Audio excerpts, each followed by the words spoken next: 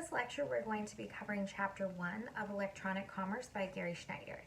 I do recommend that you go ahead and read the chapter as well as watch the lecture, because in this lecture I'm going to be summarizing the chapter as well as clarifying some of the key terms or key ideas within the chapter. After learning the information in this module, you should be able to define e-commerce and its three waves of development, explain why companies focus on revenue models and business process analysis rather than business models in e-commerce, identify opportunities and barriers for e-commerce, understand how economic forces have led to development and growth of e-commerce, identify international influences on e-commerce. Electronic commerce is defined as business activities conducted using electronic data transmission over the internet and the World Wide Web. So now that we know what it is, let's find out about the different types of it. So there's different categories of e-commerce.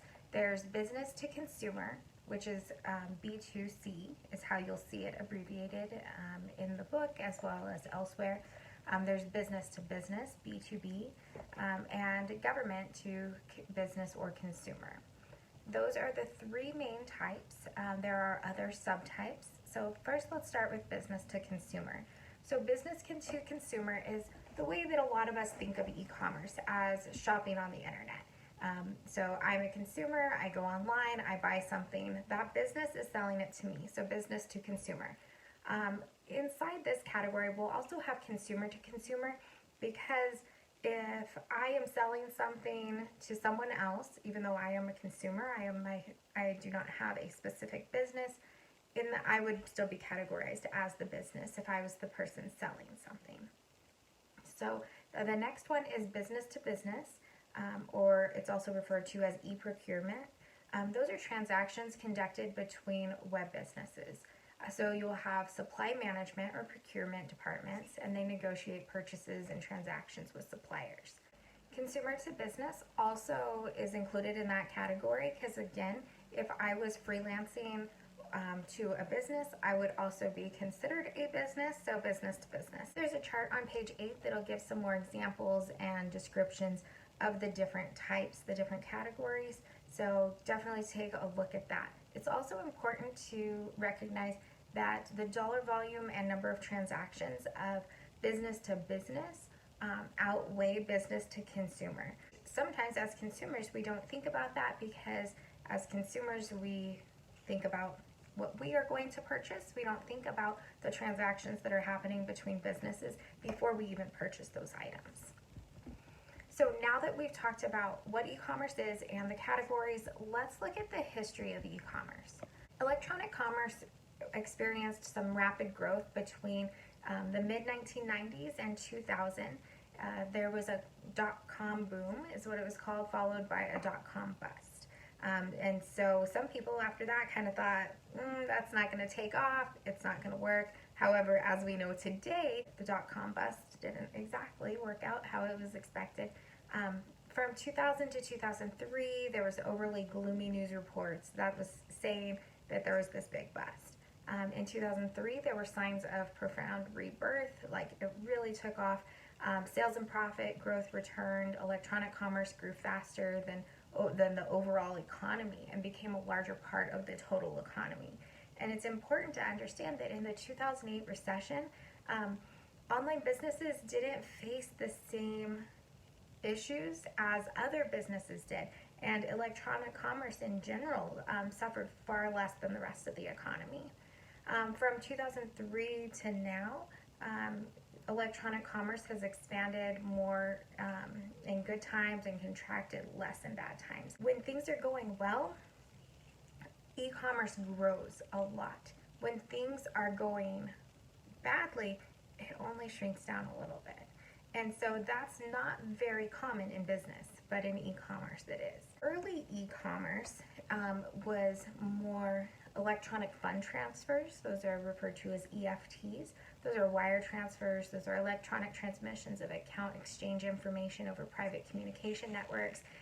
Think banking on those. There's also electronic data interchange, so business-to-business transmissions of computer readable data in standard format. Standard transmitting format benefits are that it reduces errors, it avoids printing and mailing costs, and eliminates the need to re-enter the data. Let's talk about the 3 waves of development, because that is an important thing to understand from this chapter. And there's a chart on page 16 that gives really good examples, and it condenses the information.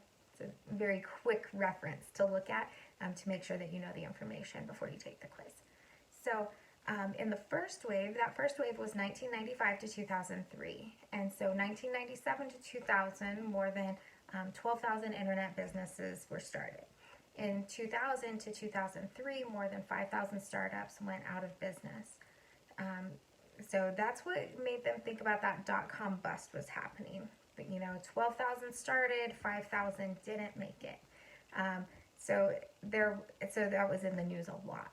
$200 billion was spent on bailing out and starting businesses. So that set the stage for significant future growth, though.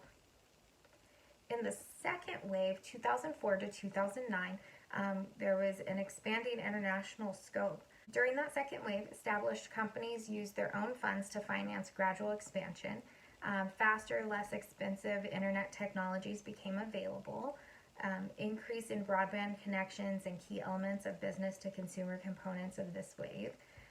Email became an integral part of marketing and customer contact. Renewed interest in internet advertising. Promise of available technologies fulfilled. There was legal distribution of music, videos, and other digital products. Web 2.0 technologies. Users participated in creating and modifying content on third-party websites. There's a shift in online business strategy away from the first mover advantage, which is expensive and not always successful, to a smart follower strategy. So there is a term that's used that says the second mouse gets the cheese. So we've all heard the early bird gets the worm, but also the second mouse gets the cheese. And so that's something you sometimes need to remember in business, is that that first mouse doesn't always get the cheese. The first mouse sometimes gets the trap, because all of the expenses that come into starting a new idea or a new business, or creating a new technology, implementing a new process. But then once that's in place, so another company can come in and have that advantage of being the second mover, of being the one who looks at what's already been done and can just build on that, rather than starting from scratch and having all of that expense. We're currently in the third wave. So the third wave is 2010 to present. I wouldn't be surprised if later on in a few years, if they go ahead and cut that back to end, not here at 2020, but earlier, and then have us in a fourth wave. And we can talk more later about what I think the fourth wave will be.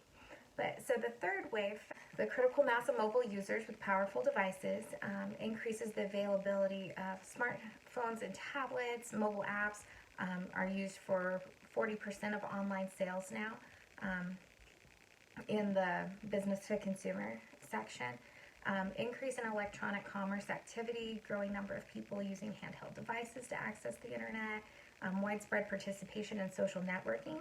And in that social networking, we'll see things like influencers. We see advertisements nonstop when we're on social media. And using those social networks to promote products, we create not only the brand recognition, but connections with these brands when we're interacting with them online. Businesses can use social commerce to advertise, promote, suggest specific products and services. There's increased online participation by smaller businesses in sales, purchasing, and capital raising activities. So crowdsourcing. We also have a sophisticated analysis of data companies collect about online customers, big data and data analytics. We will talk further on in the book about the legal implications of that and what's ethical, what's not ethical, how businesses want your information, but we as consumers need some rights to privacy as well. The increased participation in the third wave has integration of tracking technologies, things that were in business to business before they were in business to consumer. So RFID devices and biometric technologies. So RFID devices we can put a tag in a garment. So this sweater, in the tag they can put just a tiny little sticker that has an RFID, and they can track where the sweater goes. Now they don't do that to track us as individuals, they do that to track inventory. Let's also talk about business models, revenue models, and business processes. So a business model is a set of processes combined to achieve a company goal. That's just a very broad explanation of what a business model is. The first wave of electronic commerce, investors sought internet-driven business models. They had expectations of rapid sales growth, market dominance, successful .com businesses emulated, and it led many businesses to failure because they were focusing on these internet-driven business models. So instead of copying the model, companies should examine their business elements. They need to know what they do well as a business, and we'll talk about SWOT analysis in just a little bit. So they need to streamline their processes they already have happening. They need to enhance and replace with internet technology-driven processes. There's also revenue models. So revenue models are specific collections of business processes used to identify market and make sales to customers. This classifies revenue-generating activities for communication and analysis processes. Let's talk more about business processes and the use of internet technologies within the business. Business activities is a task performed by a worker doing his or her job. And transactions is an exchange of value. So it could be a purchase, a sale, or a conversation or a conversion of raw materials into finished products, and it involves at least one business activity. But remember, the business activities don't always have to be related to a transaction. So a business processes are groups of logical, related, sequential activities and transactions. The web helps people work more effectively. So let's think of some ways that the web helps us work more effectively, not just by being able to research information, but also by being able to connect with suppliers, with buyers, with consultants, even with anyone that we need to connect with. And so examples of business processes are, like I was explaining before, about the purchasing the raw materials or goods for resale, converting materials and labor into finished goods, knitting the sweater, managing transportation and logistics, hiring and training employees, managing business finances. It's important to identify the processes that benefit from e-commerce technologies. Not all processes can be improved with technology. Firms can use it to help them adapt to change, but it's important to recognize that while technology can be very helpful in a lot of areas, it's not always the answer to everything. Let's look at the role of merchandising for just a sec. Merchandising is the combination of store design, layout, and product display. And those things still apply even in online businesses. Salespeople have skills to identify customer needs and meet them. Sometimes a customer doesn't know what their need is. Sometimes a customer does know what their need is. Sometimes a customer doesn't know what they want until it's been advertised to them. Sometimes they do know what they want. But merchandising and personal selling skills can be difficult to practice remotely sometimes. Companies must be able to transfer these skills to have website success. There are examples in the book, and I don't agree with all of those examples, but we are going to discuss some of them. So there's some that we'll just discuss some of these, and then I'd like you to be thinking for yourself as well on what you think is well suited to sell over the internet and what you don't, and how maybe some of these things have changed since the publication of the book in 2017. So take a look at your chart. It's figure 1-5. It's on page 20. And so if you take a look at that, you'll see that some of the items that are marked as well suited for e-commerce are the sale of books and CDs, purchase of goods that have a strong brand reputation, something we already know. If we already know that we want Nike shoes, it's easy to buy them online. If we already know that we want Bounty paper towels, we can buy those online very easily. Online delivery of software and digital content, such as music and movies. Digital content, perfect for selling online. It's actually difficult to sell it any other way. Sale and purchase of travel services. In the next category the book has is suited for to a combination of electronic and traditional commerce strategies. So that includes the sale and purchase of automobiles. While it's easy to look online to purchase a vehicle, the actual transaction itself sometimes needs a little bit of, you might want to test drive it. You might want to be able to actually go see the item that you're buying because it is a very large purchase. Banking and financial services. There's a lot that we can do with banking and financial services. We can scan our checks. We can have direct deposit. We can make transfers. We can do all kinds of things. But there are some transactions that you still need to go into the bank to do. In their list of things that are well suited for traditional commerce, they have the sale and purchase of impulse items for immediate use, and the sale and purchase of used and unbranded goods. They also listed, in the chapter, they also listed perishable goods. So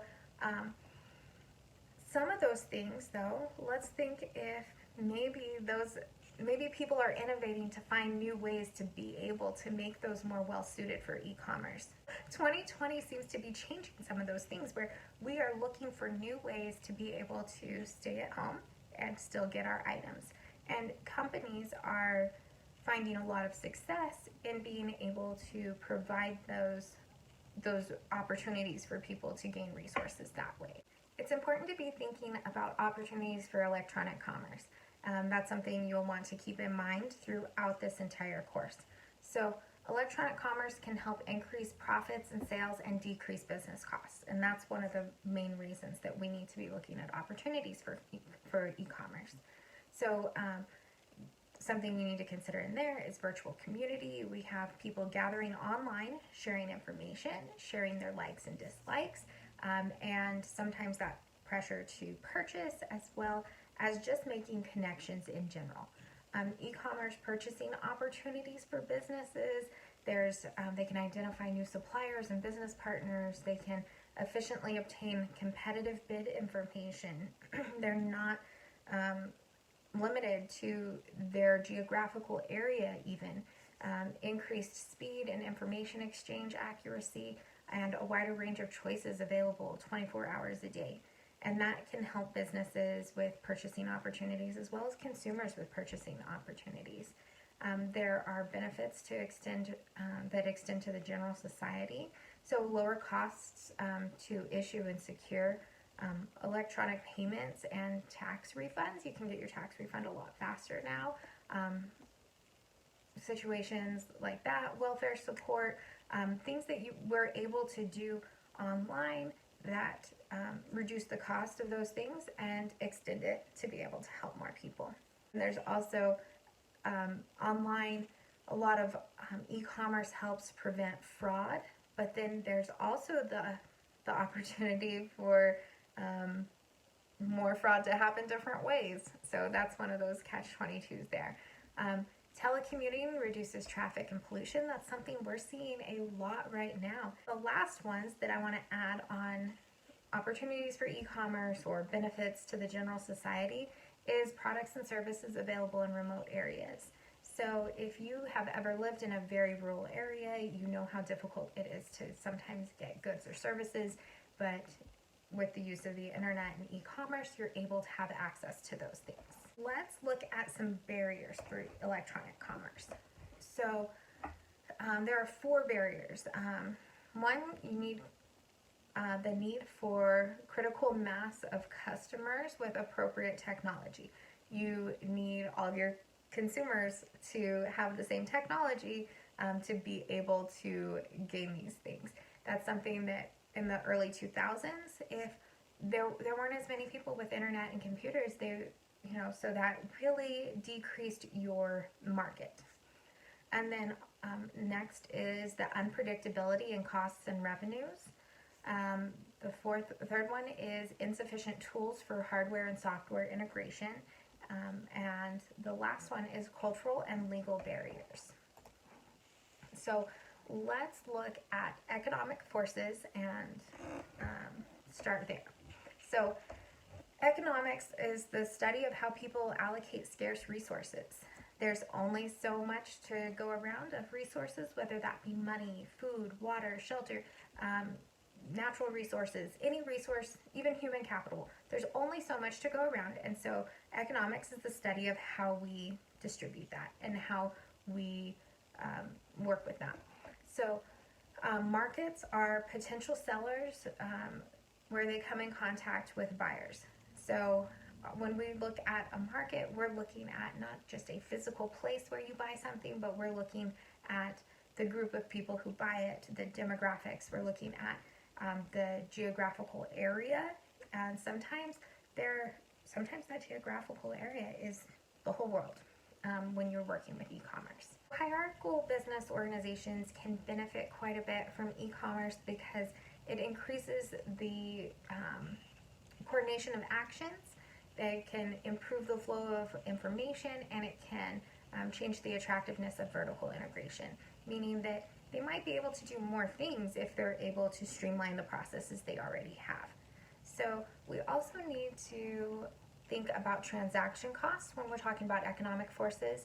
Transaction costs are defined as the total of all costs incurred by a buyer and seller as they gather information and negotiate a transaction.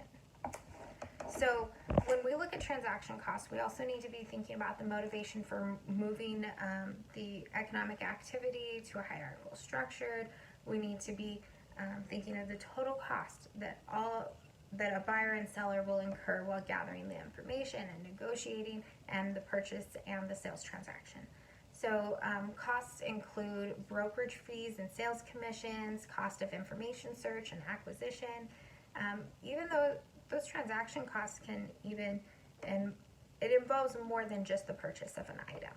So when it comes to network economic structure, it's not going to be exactly the same. So you're going to have strategic alliances or partnerships. You're going to coordinate strategies, resources, skill sets by forming long-term relationships based on a shared purpose.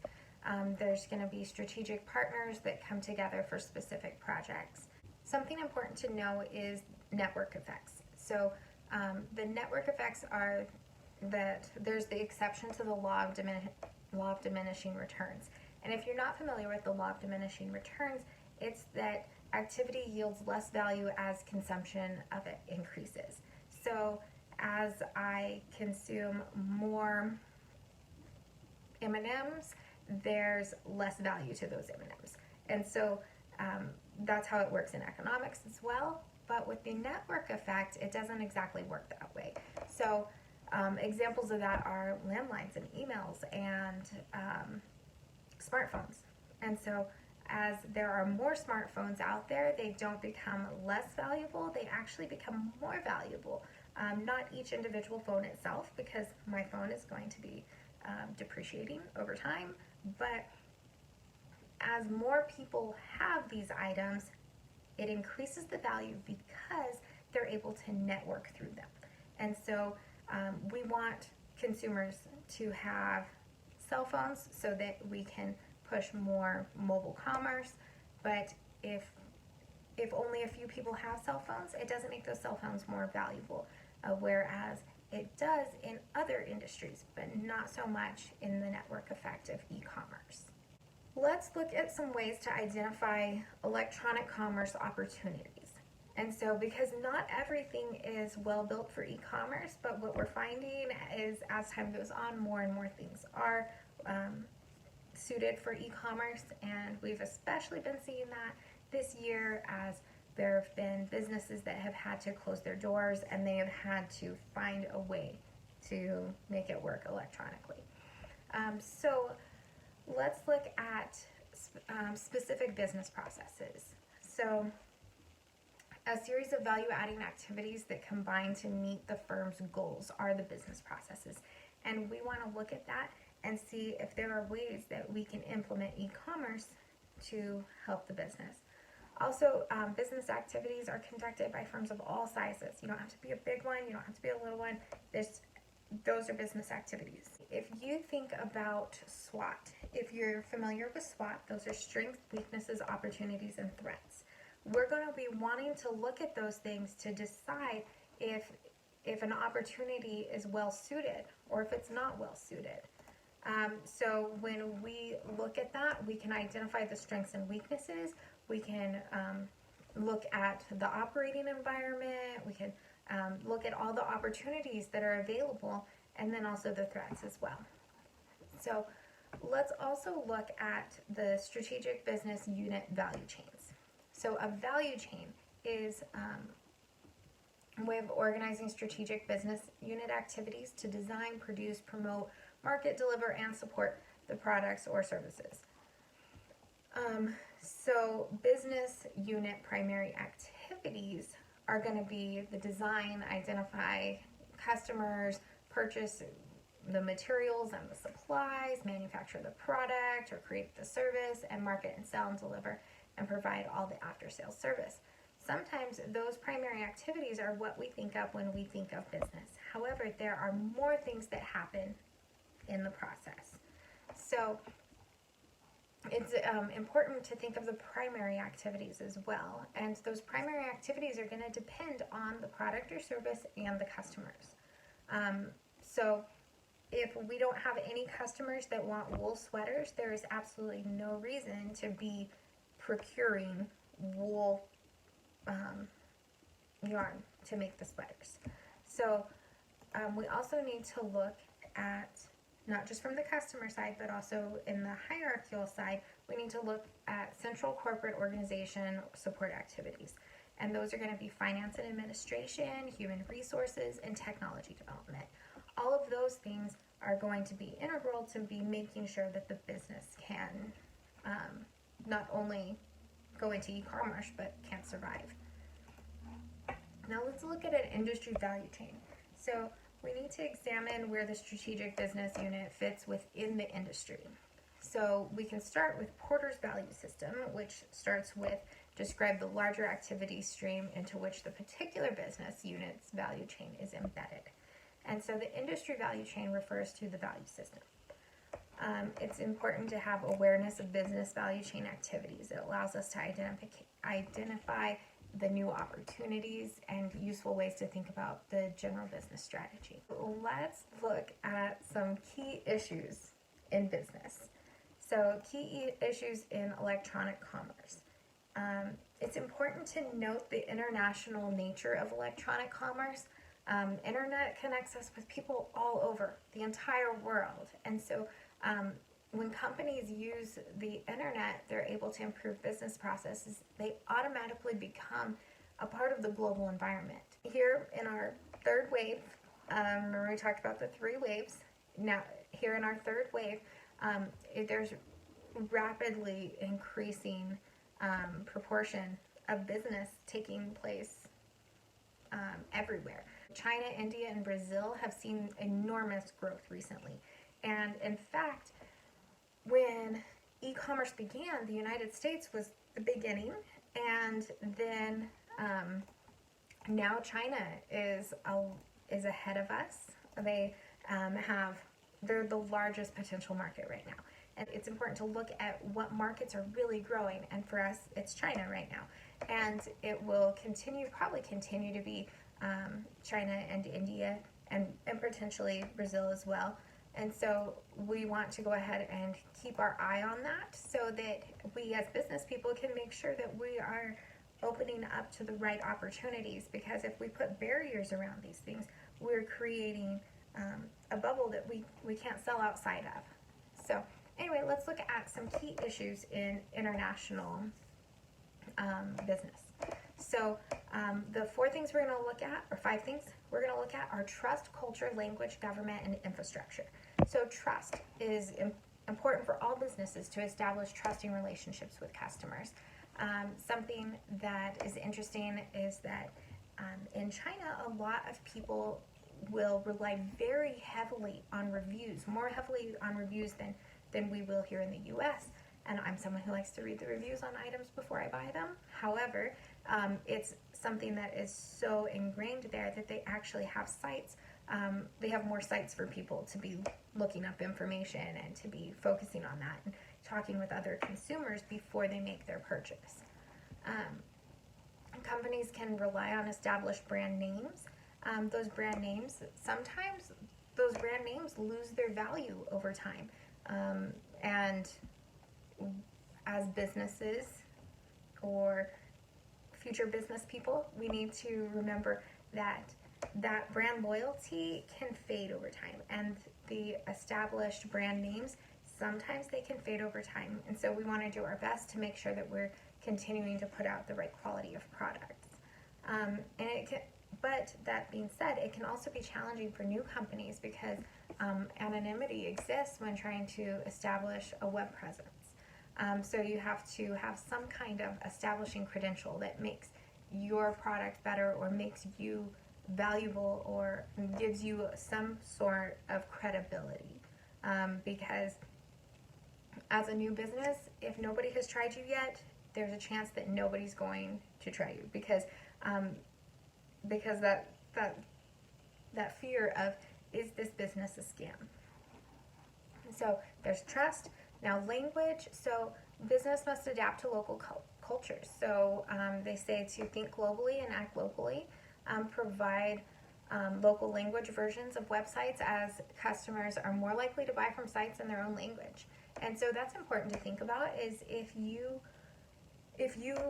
are selling an item globally or you have a business that can sell a service or product internationally, you need to make sure that you're not missing out on those customers just because your site is only in one language or only in two languages. And so websites available in English have declined dramatically to about 25% of all total sites. Languages may require multiple translations for separate dialects. Sometimes it's not enough to just translate it into one because it might not make sense to another dialect. So localization means a translation considers multiple elements of the local environment. That being said, it's not just the words themselves. Sometimes companies that switch to being global, sometimes they have to look at the names of their products as well, because what can sound prestigious here might not sound prestigious elsewhere, or it might have a bad connotation somewhere. Let's also look at culture and government. So an important element of business trust is anticipating how the other party to a transaction will act in specific circumstances. Culture is the combination of language and customs. So that it varies across national boundaries, within regions, and even within nations. So care must be taken in choosing packaging, products names, like I was saying, icons used to represent common actions, and even colors. Other government things to remember are, that some places have more control over internet sales or over the internet in general in their countries. So like the People's Republic of China and Singapore traditionally have a lot of control over access to information, but there's still opportunities to reap the benefits of electronic commerce there as well.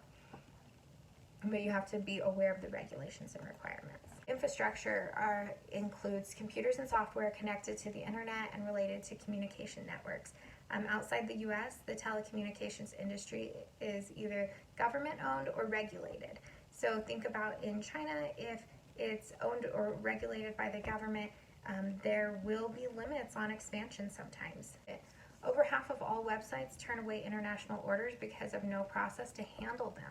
So if you don't have a process in place to handle an international order, you will potentially be losing orders. And so that's something to consider, to figure out if that's a cost worth taking for the company. And there's also, you have to think about like tariffs and stuff like that. And so those are infrastructure issues to consider. And the last thing that I want you to consider with this chapter is the application of all the information that we've learned today. So all of the information in this chapter, while some of it is the history of e-commerce and some of it is how businesses are set up and some of them are international, I want you to consider the application of that information. Are these things that can be added in your business career? Are these things that as consumers we need to be aware of? If you remember it earlier in the lecture, I mentioned that I think we could possibly be in a fourth wave, although that's not going to be on a test. But I think that we might be in a fourth wave, and when we look back, we'll see when that cutoff began. So why I think that is because I believe that we have integrated e-commerce so much into our everyday lives that we're at a point where we rely very heavily on it. As consumers, we have so much access to e-commerce, and while we as consumers have so much access to e-commerce, businesses are having so much integration with each other as well because of e-commerce abilities.